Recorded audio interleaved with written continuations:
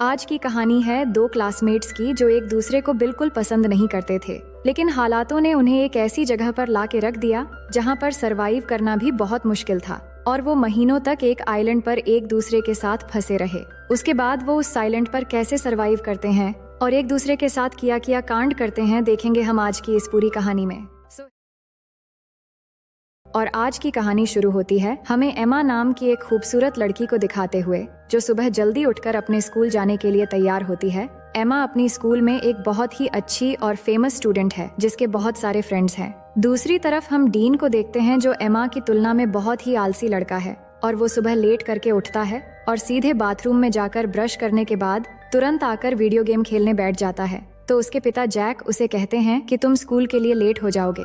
वहीं हम एमा और उसकी छोटी बहन स्टेसी को देखते हैं जिनको उनकी माँ बारबरा स्कूल छोड़ने आती है। उसके बाद एमा स्कूल में पहुंचकर अपने बेस्ट फ्रेंड लिजी से मिलती है और जब वो बातें कर रहे थे तभी स्टीफन नाम का एक स्टूडेंट आकर एमा को हाई कहता है और ये देखकर लिजी एमा को चिढ़ाने लगती है। अब उसी दिन क्लास में मिस्टर क्रिश्चियनसेन जो उनके टीचर हैं, वो बताते हैं कि बस अगली सुबह ठीक 7 बजे ट्रिनिडाड आइलैंड के ट्रिप के लिए निकलेगी। और वो आगे बता ही रहे होते हैं कि एमा क्लास में लेट पहुंचती है और डीन भी पीछे से आकर एमा से टकरा जाता है और उसे सॉरी शहजादी कहता है। इसके बाद जब मिस्टर क्रिश्चियनसेन ट्रिप के बारे में और जानकारी दे रहे थे तभी लिजी एमा से कहती है कि डीन भी ट्रिप पर जा रहा है अपने पिता के पैसों की वजह से, और फिर वो डीन को देखकर मुंह बनाती है। अब लंच के समय लिजी अपने दोस्तों को एमा और स्टीफन के बीच सुबह जो हुआ वो बताती है और कहती है कि ट्रिप में जाकर हमारे पास 1 हफ्ता होगा अपना जादू चलाकर एमा को स्टीफन के साथ एक्शन कराने के लिए। पर एमा कहती है कि हमें ये सब छोड़कर ट्रिप पर ध्यान देना चाहिए। अब सभी जब बातें कर रहे थे तभी एमा की नजर डीन पर पड़ती है जो चाकू से सेब काट रहा था। अब थोड़ी देर में मिस कोलियर जो एक टीचर है वो डीन के पास आकर उसे स्कूल में चाकू लेकर आने के लिए डांटती है और फिर उसे प्रिंसिपल के ऑफिस में ले जाती है। फिर लिजी अपने दोस्तों से कहती है कि एमा को डीन जैसे लड़कों के साथ नहीं रहना चाहिए जब स्कूल का एक हॉट लड़का एमा को पसंद करता है। अब अगले दिन सुबह एमा तैयार होती है ट्रिप के लिए और अपने माँ बारबरा और पिता फिल को थैंक यू कहती है उसे ट्रिप पर जाने देने के लिए। दूसरी तरफ डीन ट्रिप पर नहीं जाना चाहता तो उसके पिता जैक उसे कहते हैं कि उसके स्कूल के नियम को तोड़ने के बाद भी उन्होंने कितनी मेहनत की उसे ट्रिप पर जगह दिलाने के लिए, जिसके बाद वो जाने के लिए मान जाता है। अब आगे हम देखते हैं कि मिस्टर क्रिश्चियनसेन सबको बस में चढ़ने के लिए कहते हैं। अब बस में चढ़ते वक्त स्टीफन एमा से पूछता है कि कैसी हो एमा, जिससे लिजी एमा को फिर से चिढ़ाती है पर एमा उस पर ध्यान नहीं देती। अब कुछ समय के अंदर वो ट्रिनिडाड आइलैंड पहुंच जाते हैं और बस से उतरते समय मिस कोलियर सबसे कहती है कि सब कुछ देर पूल में एंजॉय कर सकते हैं पर डिनर से पहले सबको आ जाना है और अगले दिन से प्रोग्राम शुरू करेंगे। अब कुछ देर बाद एमा और उसके सभी दोस्त पूल में जाते हैं जहां एमा स्टीफन से मिलती है और सब एक साथ पूल में मस्ती करने लगते हैं, लेकिन डीन बिल्कुल अकेला बैल्कनी से ये सब देख रहा होता है।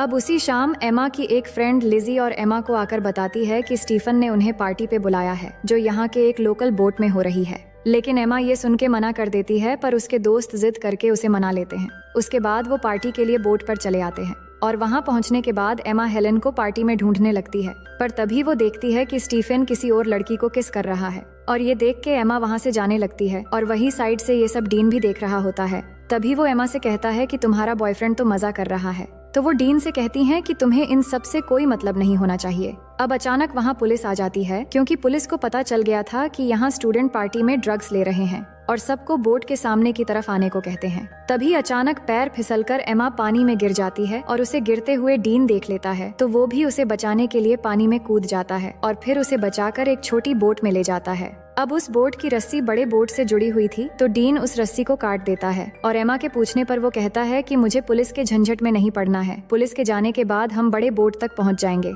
लेकिन थोड़ी ही समय के अंदर वो बोट उनसे काफी दूर चला जाता है और तभी वहाँ पर तूफान शुरू होने वाला होता है, लेकिन डीन देखता है कि इसमें तो मोटर ही नहीं है। तभी उनके सामने से अचानक एक बड़ी सी लहर आती है और दोनों कस के बोट को पकड़ लेते हैं। इसके बाद सुबह हो जाती है और दोनों लहरों की वजह से बोट के साथ अरेबियन सागर में पहुंच गए थे।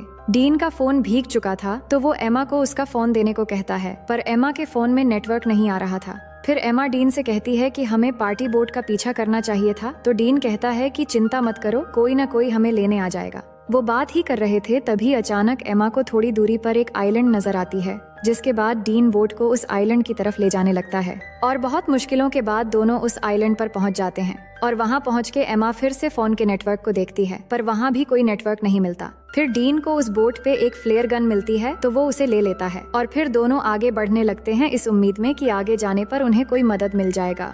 दूसरी तरफ होटल में पिछले रात की पार्टी की वजह से मिस्टर क्रिश्चियनसेन ट्रिप को कैंसिल कर देते हैं। तभी लिजी मिस कोलियर से कहती हैं कि एमा होटल वापस नहीं आई है और उसे लगा कि शायद एमा कल रात किसी और के साथ थी, इसलिए उसने किसी को नहीं बताया। और वो बताती है कि उसने एमा को आखिरी बार पार्टी बोट पर देखा था। इसके बाद मिस्टर क्रिश्चियनसेन सबकी अटेंडेंस लेते हैं, तो उन्हें पता चलता है कि डीन भी यहाँ मौजूद नहीं है। अब इससे इनको पता चल जाता है कि डीन और एमा दोनों ग्रुप से मिसिंग हैं। उसके बाद पुलिस आकर एमा के दोस्तों से पूछताछ करते हैं, तो मिस कोलियर पुलिस से पूछती है कि क्या उन्हें ढूंढने का कोई तरीका है। तो पुलिस कहते हैं कि ऐसे केस अक्सर होते रहते हैं, शायद वो खुद से ही वापस आ जाए, लेकिन अगर वो समुद्र में कहीं फंस गए हो तो दोनों को ढूंढना थोड़ा मुश्किल हो सकता है। और ये बात जब डीन के पिता को पता लगता है कि उनका बेटा खो गया है, तो ये सुनकर वो तुरंत स्कूल जाते हैं और वहाँ एमा की माँ बारबरा से मिलते हैं। और उसी समय फिल भी वहाँ आ जाता है और यहाँ सब परेशान होकर प्रिंसिपल से दोनों बच्चों के खोने के बारे में पूछने लगते हैं, पर प्रिंसिपल ठीक से कोई जवाब नहीं दे पाते, जिसके बाद वो तीनों वहाँ से चले जाते हैं। वहीं एमा और डीन आगे बढ़ रहे थे और कुछ दूर चलने के बाद उन्हें जंगल के अंदर एक खूबसूरत वाटरफॉल दिखाई देता है। डीन को ये बहुत अच्छा लगता है, तो वो एमा को उसका एक तस्वीर लेने के लिए कहता है, पर एमा उसे मना कर देती है। वो कहती है कि हम यहाँ फंसे हुए हैं और तुम्हें यहाँ अच्छा लग रहा है। मुझे इस ट्रिप में प्रोजेक्ट के लिए अच्छे मार्क चाहिए थे। मुझे आगे प्रिंसटन यूनिवर्सिटी में पढ़ना है। अगर हम जल्द से जल्द यहाँ से नहीं निकल पाए तो सब बर्बाद हो जाएगा।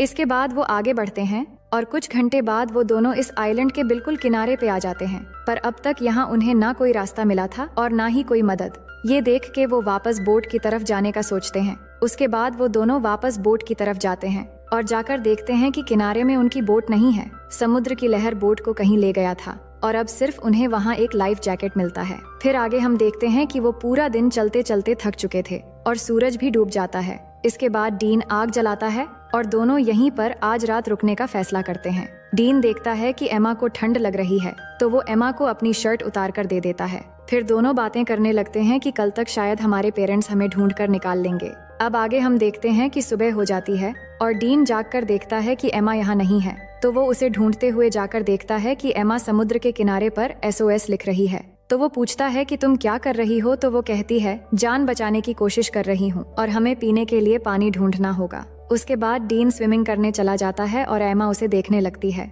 दूसरी तरफ होटल में मिस्टर क्रिश्चियनसेन एमा और डीन के बारे में उनके पेरेंट्स को बताते हैं कि पुलिस उन्हें ढूंढ रहे हैं और पुलिस को एक छोटी बोट मिली है जिस पर शायद वो दोनों थे। फिर जैक कहते हैं कि अगर पुलिस कुछ कर नहीं पा रही है तो हम किसी प्राइवेट रेस्क्यू टीम को काम पर लगा सकते हैं, पर मिस्टर क्रिश्चियनसेन कहते हैं कि पुलिस अपना काम अच्छे से कर रही है और वो जल्द से जल्द बच्चों को ढूंढ निकाल लेंगे। वहीं हम देखते हैं कि एमा पीने के लिए पानी ले रही है, तभी उसे अजीब सा कुछ महसूस होने लगता है। उसे लग रहा होता है कि उसके आसपास कोई है और उसे देख रहा है, तो वो घबरा कर वहाँ से चली आती है। इसके बाद दोनों मिलकर धूप से बचने के लिए पत्तों से एक छोटी सी झोपड़ी तैयार करते हैं और थोड़ी देर बाद एमा समुद्र के किनारे बड़ा करके SOS लिखती है ताकि रेस्क्यू टीम अगर यहाँ से गुजरे तो वो उन्हें मिल जाए। फिर दोनों को जो भी इस आइलैंड पे खाने लायक मिलता है वो ढूंढ के खाने लगते हैं और डीन को केले का एक पेड़ मिलता है, तो वो तोड़ के दोनों पेट भर के खाते हैं। अब इस आइलैंड में गर्मी बहुत होती है और एमा फुल पैंट नहीं पहन सकती और वो पैंटी पहनकर भी नहीं रह सकती, तो वो अपनी फुल पैंट को काट के शॉर्ट कर लेती है।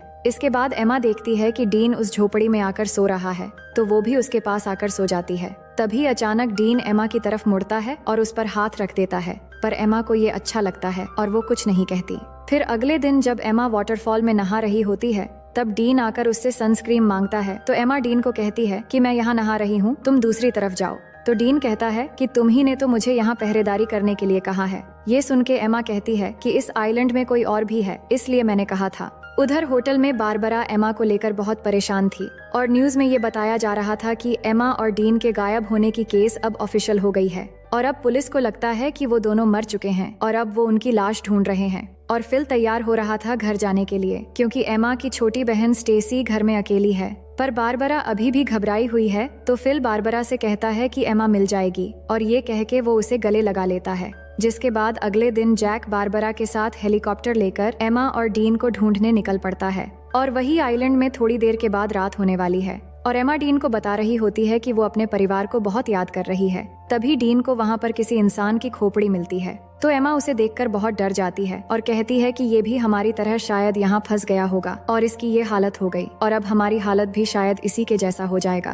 पर डीन उसे कहता है कि ये शायद कोई मछुआरा या फिर कोई स्मगलर होगा जो यहाँ आकर मर गया था, लेकिन हमारे पीछे हमारे पेरेंट्स हैं और हम यहाँ अकेले नहीं हैं। और उसे विश्वास दिलाता है कि अगर हम एक दूसरे के साथ ऐसे ही देते रहेंगे तो हम यहाँ कभी नहीं मरेंगे और एक दिन हम जरूर घर वापस जाएंगे। और ये कहने के बाद वो एमा को किस करने लगता है। एमा पहली बार किसी को किस कर रही थी और उसे अच्छा भी लग रहा था और अब रात भी हो गई थी। फिर क्या होना था, डीन सारी हदें तोड़ देता है और आइलैंड में एक तूफान आता है और इस तूफान को एमा पहली बार एंजॉय करके बहुत खुश थी। फिर सुबह होने के बाद एमा जागकर देखती है कि डीन यहाँ नहीं है, तो वो डीन को पुकारने लगती है पर वो उसे नहीं मिल रहा था। तो एमा बहुत घबरा जाती है और उसे ढूंढने के लिए जंगल में चली जाती है और थोड़ी दूर आगे जाकर वो देखती है कि डीन एक गड्ढा खोद रहा है। तो एमा को समझ नहीं आ रहा था कि डीन ये क्यों कर रहा है। तभी अचानक एमा गिर जाती है और उसे घुटने पर चोट लग जाती है, जिसके बाद डीन तुरंत उसकी चोट को ठीक करने लगता है और उसे कहता है कि तुम्हें कुछ नहीं होगा। फिर वो दोनों वाटरफॉल में नहाने लगते हैं